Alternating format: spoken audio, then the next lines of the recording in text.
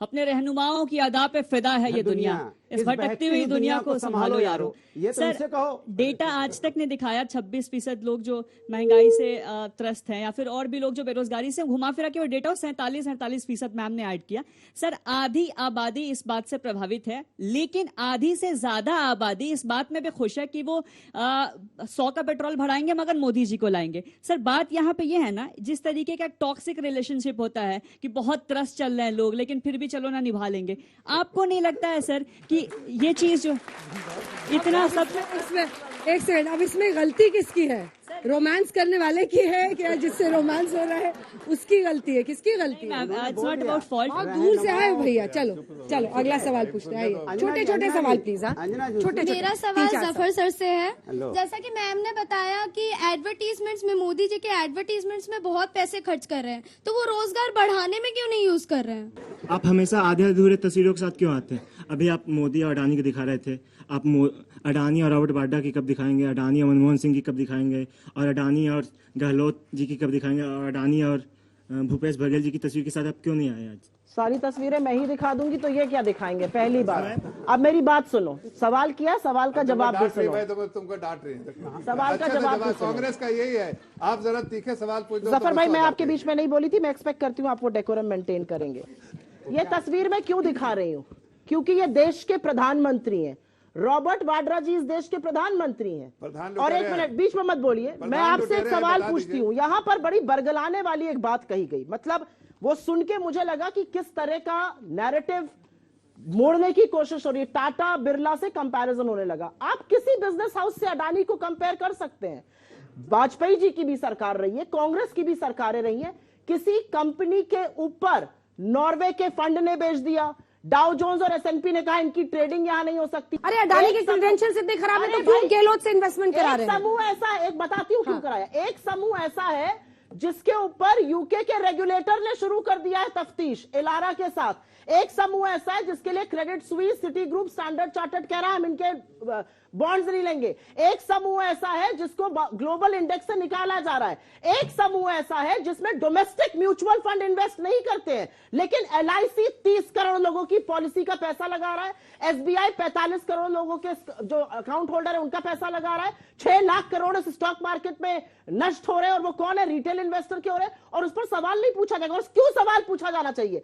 Adani monopoly defence में है, Adani monopoly ports में है, एयरपोर्ट्स में है, फूड एंड एग्रीकल्चर में है, रिन्यूएबल एनर्जी में है, सीमेंट में है, और उनके ऊपर चार्ज क्या है कि वो शेल कंपनीज के थ्रू पैसों की राउंड ट्रिपिंग करते हैं। इस सरकार को क्या ये जानना भी जरूरी नहीं समझ रहे कि किसका संदिग्ध पैसा, किसका बेनामी पैसा इस देश में आ रहा है? एक चीनी जो कंपनी है उनका और विनोद अडानी जो गौतम अडानी के भाई है और बाहर रहते हैं, उनका एड्रेस सेम है, वहां से पैसा राउंड ट्रिप हो रहा है। क्या कभी टाटा बिरला या किसी ग्रुप के खिलाफ ऐसे चार्जेस लगे थे? अडानी के क्रेडेंशियल्स अगर इतने खराब थे तो भूपेश बघेल साहब उनको इतना रॉयल ट्रीटमेंट देके निवेश क्यों करा रहे हैं? क्यों जमीन दे रहे हैं राजस्थान में? जमीन दे रहे हैं ना राजस्थान में? Wrong there, I will tell you. अगर कोई टेंडर प्रोसेस से, अगर गवर्नमेंट ऑफ इंडिया में भी टेंडर, यही वो भी बताते हैं। कौन से टेंडर प्रोसेस से आए हैं? सारे टेंडर प्रोसेस वो कहते हैं जितने पोर्ट मिले वो टेंडर प्रोसेस से। कौन सा? जितने आईबीसी के प्रोजेक्ट अडानी जी को मिले ये बताएंगे, बताइए। अरे भाई, जो इजराइल का पोर्ट मिला वो टेंडर प्रोसेस से मिला था। जो उनको एमआरओ और एक मिनट स्मॉल आर्म्स का कॉन्ट्रैक्ट मिल गया वो टेंडर से मिला था। हमने 3 सवाल पूछे, 3 सवाल के जवाब में 2 घंटे का लक्ष्यदारी। एक सवाल लेते हैं, आप जवाब दीजिएगा। अंजना जी, हमारा एक सवाल था, कितनी यात्राओं पर मोदी जी के साथ अडानी जी गए? कितनी यात्राओं में उन्होंने वहां पर उनको ज्वाइन किया? और कितनी ऐसी यात्रा थी जैसे बांग्लादेश, श्रीलंका, इजराइल, तमामों, जहां से जब मोदी जी जैसे ही वापस आते हैं अडानी जी को कॉन्ट्रैक्ट मिल जाता है? ये रिश्ता क्या कहलाता है, ये हम जानना चाहते हैं। मैम, मेरा नाम नसीमुद्दीन है। मेरा सवाल सैयद जफर इस्लाम साहब से है कि अभी बजट 2023 आया है, उसमें यह है कि जो गरीबों को मुफ्त राशन मिल रहा था वो बंद नहीं होगा। 80 करोड़ लोगों को अभी मुफ्त राशन दिया जाएगा। तो मेरा सवाल ये कि गरीबी आप कहाँ खत्म कर रहे हैं, किस तरह से खत्म करें कि अभी भी 80 करोड़ लोगों को राशन देने की जरूरत है? देश को इस कगार पर ले आए। मेरा नाम दीक्षा मिश्रा है। सर, मेरा सवाल आपसे है कि आपने कहा गरीबी खत्म हो चुका है, हिंदुस्तान गरीब मुक्त हो चुका है, तो सर MBA करने वाले चाय क्यों बेच रहे हैं और PhD करने वाले रिक्शा क्यों चला रहे हैं? जवाब नहीं है।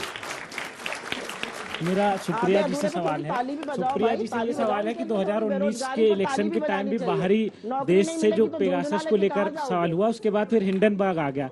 वो भी बाहरी एक कंपनी है जो इस तरीके के नैरेटिव फैला रहा है भारत का। तो ये बाहरी जो देश के लोग मतलब कंपनियां होती हैं, वो उन पर क्यों भरोसा करती है विपक्ष? इतना ज्यादा SBI और RBI इन पर क्यों भरोसा नहीं करती? विदेशी रिपोर्ट्स पर क्यों विपक्ष अपना, ठीक है, आखिरी सवाल। मैम, इन्होंने जनता को छलने की बात कही, तो क्या मैम जनता इतनी बेवकूफ है कि 2014, 2019 और यूपी में, अनुराग सर से मैं पूछना चाहूंगा कि 2022 में भी जनता चली गई और सारी अपोजिशन पार्टियां इतनी स्ट्रांग और जनता चली जाती ठीक है, जवाब दीजिए अनुराग।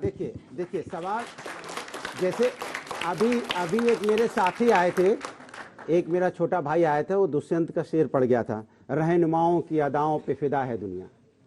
इन रहनुमाओं को कोई तो बचाओ यारो। उसने सही बोला था, ये जो रहनुमा है जो हमें झूठे सपने देते हैं, इनकी अदाएं हैं, इस अदाओं से सपना देते हैं जैसे हमें सच महसूस होने लगता है ये सब सच होने वाला है, सब सच होगा।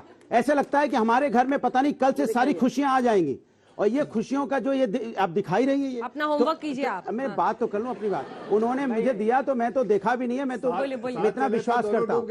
बोलने दो ना, यूपी में दोनों डूब अरे गए थे बोलने एक दो। साथ। तो सवाल उठता है कि ये वो लोग हैं, जैसे आप दूसरा सवाल उसने पूछा कि हमारी अपनी एजेंसीज पे भरोसा क्यों नहीं? बिल्कुल पूरा भरोसा है। तो मैं कहता हूं अपनी एजेंसी के माध्यम से हिडनबर्ग पे इंक्वायरी करवा लो। क्यों हमारे देश के ऊपर इतना आरोप क्यों लगा रहा है वो? कि उसकी हिम्मत कैसी होगी हिंदुस्तान के किसी व्यापारी पे? अगर वो गलत है तो आरोप क्यों लगा रहा है? इस पे भी इंक्वायरी कम से कम करवा लो ना। मैं फिर कह रहा हूं कि देश में अपेक्षाएं बढ़ गई पिछले 10 साल से। बिल्कुल ये अपेक्षा के कारण ही है कि लोग चाहते हैं कि जो वर्तमान सरकार है मोदी जी के नेतृत्व में, वो अपेक्षा पूरी करे। इस देश में, अंजना जी आप बताइए, 1951 से चुनाव हो रहे हैं, कब इस देश में बेरोजगारी और महंगाई का मुद्दा नहीं रहा? हमेशा रहा, लेकिन लोगों ने विश्वास जताया अलग अलग नेतृत्व पे कि ये हमें आगे निकालेंगे। ऐसा नहीं कि कांग्रेस ने कुछ नहीं किया। अरे हरित क्रांति लाई, इतने इतने इंडस्ट्रीज लगाए, सब कुछ किया, एक पॉजिटिव फ्रेम ऑफ माइंड से चली थी। लेकिन आप 2004 से 14 जो कहते हैं प्रधानमंत्री की ब्लैकआउट, में इसको कहूंगा, वो ब्लैकआउट इसलिए कहते हैं क्योंकि 2009 से 14 आप देखिएगा तो जितने यहाँ युवा बैठे हुए हैं उनको सिर्फ और सिर्फ स्कैम ही दिखाई दिया, पॉलिसी पैरालिसिस दिखाई दी। क्या भारत को इस कंडीशन में आना चाहिए कि हमें कोई निर्णय लेना है, उसके लिए सोचने में हम 6 महीने लगा दें? एक करके मृत्युंजय जी, और आप आरजेडी की बात होती है तो लोग चारा घोटाला याद कर देते। नहीं, कोई चारा बीजेपी के पास नहीं बचा अब, इसलिए वो फिर चारा घोटाला बिहार से तो सत्ता से बाहर हम लोगों ने कर ही दिया है। नहीं, रेलवे देश की जनता, देखिए आदरणीय प्रधानमंत्री जी बराबर कहते हैं 140 करोड़ 140 करोड़ जनता सब देख रही है, जो पब्लिक है ये सब जानती है। हाँ। आदरणीय प्रधानमंत्री जी के जुमलेबाजी का अंत 2024 में तय है अंजना जी, और इस जनता पर हम लोगों को भी भरोसा और विश्वास है। हाँ। आदरणीय प्रधानमंत्री जी चाहे जितना मजाक उड़ा ले विपक्ष का, जनता का, लेकिन 2024 में इसका बदला जनता सूद ब्याज के साथ लेगी। संजय जी, देखिए अंजना जी, अगर आज की स्थिति देखें, विपक्ष में जिस तरह की एकजुटता का अभाव है, अगर बीजेपी को, अगर आपको 2024 में चैलेंज देना है, हराने की बात मैं नहीं कह रहा, मैं कह रहा हूं अगर आप रियली कोई चैलेंज देना है तो विपक्षी एकता की जरूरत होगी। अलग अलग राज्यों में विपक्षी पार्टियों को एकजुट होना होगा। भले ही हम इस तरह के नैरेटिव करते हैं कि 37% वोट बीजेपी के पास है और बाकी 63% वोट बटे हुए हैं, एकजुट होने की जरूरत है। क्या वो एकजुटता दिखाई पड़ती है? कोई ऐसे संकेत मिलते हैं? मुझे नहीं लगता कि कुछ अगर कुछ पार्टियों को देखें, कुछ पार्टियों को देखें तो एक पार्टी के नेता दूसरे पार्टी के नेता को बिल्कुल एक्सेप्ट करने की स्थिति में नहीं है, और ऐसी स्थिति में मुझे नहीं लगता कि 2024 में कोई बड़ी चुनौती बीजेपी के सामने आने वाली है।